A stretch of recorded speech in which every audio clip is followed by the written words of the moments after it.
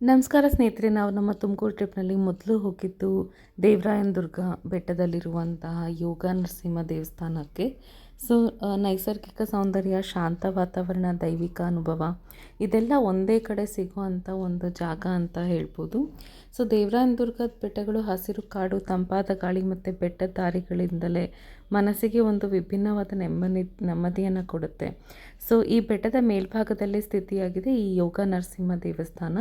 ಇಲ್ಲಿ ಭಗವಾನ್ ನರಸಿಂಹ ಯೋಗಾಸನದಲ್ಲಿ ಶಾಂತ ಮತ್ತು ಧ್ಯಾನಮಯ ರೂಪದಲ್ಲಿ ವಿರಾಜಮಾನರಾಗಿದ್ದಾರೆ. ಸಾಮಾನ್ಯವಾಗಿ ಉಗ್ರ ಸ್ವರೂಪದಲ್ಲಿ ಕಾಣಿಸೋ ನರಸಿಂಹಸ್ವಾಮಿಯಲ್ಲಿ ಶಾಂತ ರೂಪದಲ್ಲಿ ದರ್ಶನ ನೀಡೋದೇ ಈ ದೇವಾಲಯದ ಪ್ರಮುಖ ವೈಶಿಷ್ಟ್ಯ ಅಂತ ಹೇಳ್ಬೋದು. ಸೊ ಇಲ್ಲಿಂದ ಕಾಣುವ ದೃಶ್ಯ ನಿಜಕ್ಕೂ ಅದ್ಭುತ.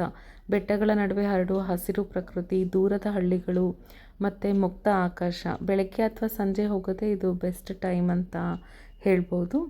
ಸೊ ಖಂಡಿತ ಭೇಟಿ ಕೊಡಿ. ಬೆಂಗಳೂರಿಂದ ಹತ್ರನೂ ಇದೆ, 1.5 ಅವರಲ್ಲಿ ರೀಚ್ ಆಗ್ಬೋದು.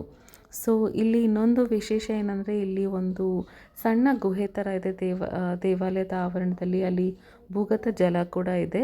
ಸೊ ಈ ಗುಹೆಯೊಳಗೆ ಸದಾ ನೀರು ಹರಿಯುವಂತೆ ಕಾಣುವ ಭೂಗತ ಜಲಸ್ರೋತವಿದೆ. ವರ್ಷ ಪೂರ್ತಿ ಈ ನೀರು ಒಣಗೋದಿಲ್ಲ ಅನ್ನೋ ಒಂದು ನಂಬಿಕೆ ಇದೆ.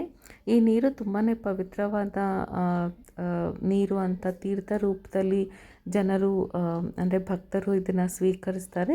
ವಿಜ್ಞಾನಕ್ಕೂ ಅಚ್ಚರಿ ಮೂಡಿಸುವ ಈ ನೈಸರ್ಗಿಕ ಜಲಸ್ರೋತ ದೇವಾಲಯದ ಮತ್ತೊಂದು ಅದ್ಭುತ ವೈಶಿಷ್ಟ್ಯ ಅಂತ ಹೇಳ್ಬೋದು.